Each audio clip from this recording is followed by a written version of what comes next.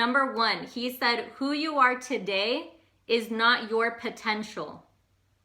Who you are today is not your potential. So sometimes we look at ourselves how we are today and we don't look at the big picture. We don't look at where we're going or what we're going to be in the future. He said who you are today is just a reference point.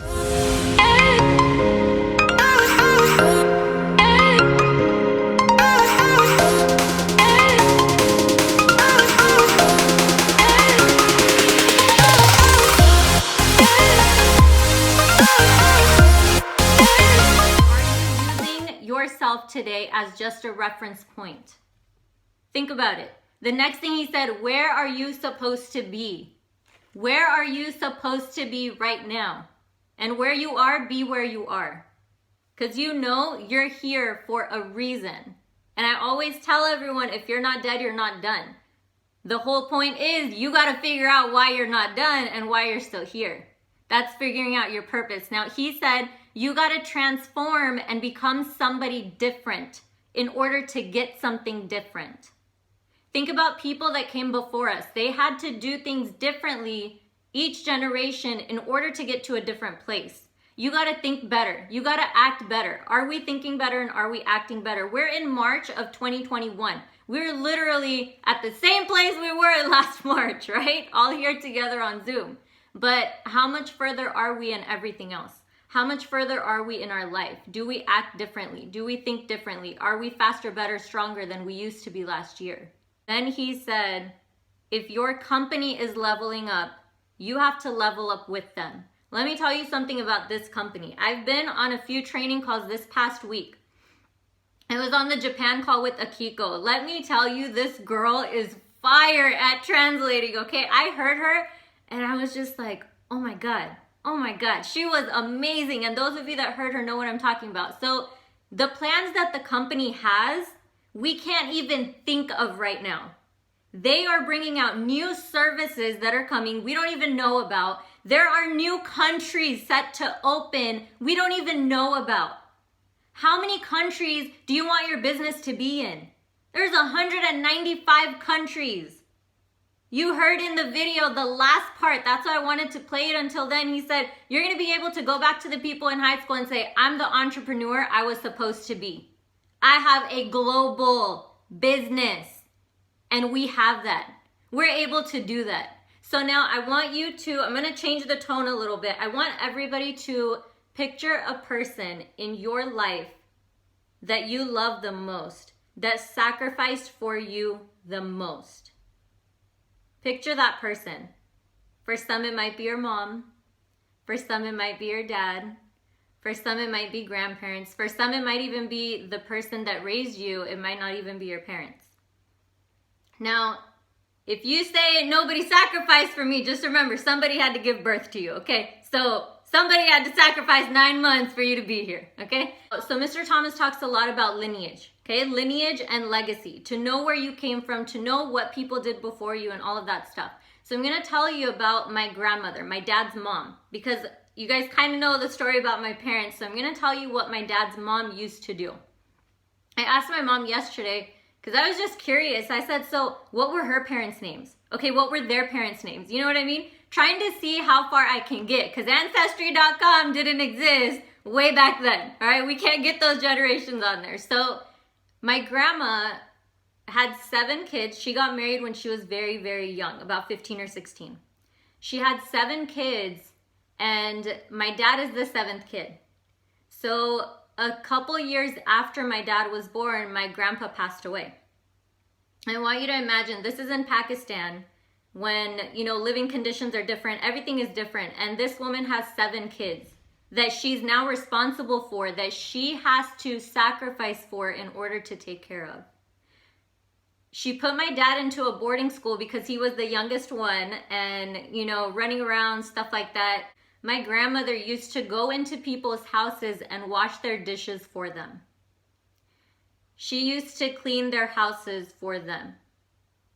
And after, you know, collecting the dishes and everything like that, the families that she would work for would give her the scraps after they were done eating, and that's what she would feed her 7 kids with. She sacrificed for her kids because nobody else was going to come do it for her. Everything that somebody before us has sacrificed is the reason why we're able to do what we do today. So think about how much she had to give up. She had to give up her goals and dreams in order for her children to be fed. Now, think about who sacrificed for you and for humanity at large. Just think about a few people, okay? You got Martin Luther King, you have Rosa Parks, you have Mother Teresa, you have Gandhi, you have people that are in the military, and think about Mr. Thomas. What sacrifices did people before us have to make in order for us to live the way that we wanted? Think about that for a second. Now, I have a quick story I'm going to share with everyone, and it might get a little emotional, so if you need a Kleenex, go ahead and grab it. I have mine right here. But there was a son, a young boy, and he hated his mom. His mom only had one eye. He hated her. Every time she would take him to school, he would always be embarrassed, and the kids would make fun of him, and he would say, "Mom, why don't you just leave me alone? Mom, you only have one eye. Do you know how embarrassing it is when you drop me off to school? All the kids are laughing at me. I just want to bury myself." He goes home one day and he talks to his mom again. He says, "Mom, you're going to make me the laughingstock of the school. Why don't you just die?" And the mom didn't respond, and she cried and cried and cried. And he wanted to get out of the house so bad. So what he did was he moved to a different country to go to school. He got married, he had kids, did all of that. Then one day he hears a knock on the door, and it's his mom. And you would think that he would be happy to see her. He yells at her, "Why are you here? You're gonna scare my kids. I need you to leave right now. Get out of my life. I left for a reason." And she leaves. She says, "I'm sorry, I must have the wrong house," so the kids wouldn't hear.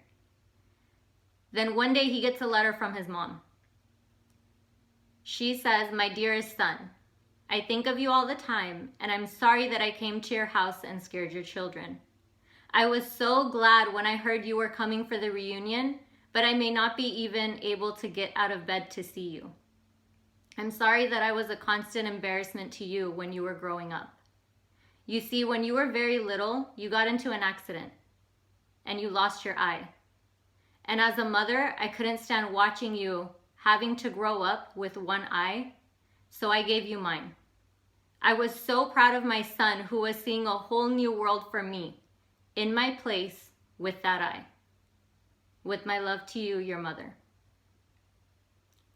So I want you to think about people that came before you, the sacrifices they had to give in order for you to live the way that you're living right now. The thing that drives me every single day is knowing the sacrifices that my parents made, that their parents made, and that I'm not letting those sacrifices go to waste. What drives you? If there's nothing else that drives you, use that. Use that. Think about the things your parents had to do. My grandparents on my mom's side were alive during the Holocaust. They tell me stories. They had to sacrifice so much for us to be here. Who had to give up their dreams in order for you to live yours? And will you let those go to waste? You have to be willing to sacrifice who you are now in order for who you could be. Because others sacrificed their whole lives and their dreams for us. So think about who had to give up their dreams in order for you to live yours. Think about it right now. And I want you to hold that person in your mind and in your heart every single morning when you wake up to do this business. It's a game on event in just a couple of weeks. We are in March 2021. We were just in March of 2020. There's so many people that didn't make it here, and you know what? Some of the people might even be the ones that sacrificed for you. Are they gonna get to see you succeed? Just imagine for a second going up to heaven or wherever you believe, going up there, meeting everybody that sacrificed for you, and they tell you all the things they had to go through, and they say, "So how was it for you?" And you say, "It was all right." Can you imagine? Can you imagine just giving that answer? So many people stop living at 25, but they're not buried until 65, 75, 85, 95. At what point did you tell yourself, there's no more for me? No, there's so much more for you. Every single person on this line right now has something that only you can give to the world. Now, are you going to take that to the grave, or are you going to rob the grave of that story? Are you going to rob the grave of your greatness? All it takes is action. Because when our why is big enough, the how becomes irrelevant. But are you willing to sacrifice to go after your own dreams? You know what the best part is? We're all in this together. That's the best part. You guys know if anybody needs anything, you can reach out to me. I know if anybody needs anything, we have access to Mr. Al Thomas, who's a senior vice president in the company. Who else has access to somebody like that? There's 195 countries in the world. How many have you seen? How much life have you really lived? Think about the people that came before you. How much have they lived? My grandma only saw Pakistan and America. That was it. And she passed away last year. 2 countries out of 195. What have we seen in the world? But let me tell you where we're going. One day we're all going to be together. And our finances are going to be totally different than they are now. Our health is going to be totally different than we are now. I get some amens in the chat. That's fine, okay? Because I see some people, all right? We're all going to be together and we're going to be so happy. There's going to be so much love and joy there. Can you just imagine? People from all over the world are on this call right now. Australia, Japan, Canada. You have so many different people on this line. And just imagine the day that we're all going to be together. We're going to be able to travel together. We're going to be able to go to restaurants together and not order from the back of the menu. I've done enough of that in my life. I'm done. I'm not doing no more 2 for $20s. I refuse. No more back of the menu. You're going to have the biggest Christmas tree this year that you've ever had. You'll have the most presents under that tree that you've ever had. And the biggest thing is no more stress. No more stress of I got to pay the bills. No more stress of I have to go to work. No more stress of I don't have enough money. No, we were created for so much more than that. And it's time that we start acting like it and embracing it. Go live your best life because you don't know when your time is up. Everybody is like milk. Everyone has an expiration date, but the thing is, ours doesn't say when it expires. Go live the life that you were meant to live. Go call the person that you were meant to call, because guess what? Hold that person that you thought of earlier and their sacrifices in your heart and in your head, and go change your life, because they didn't sacrifice their dreams so that you can't go after yours.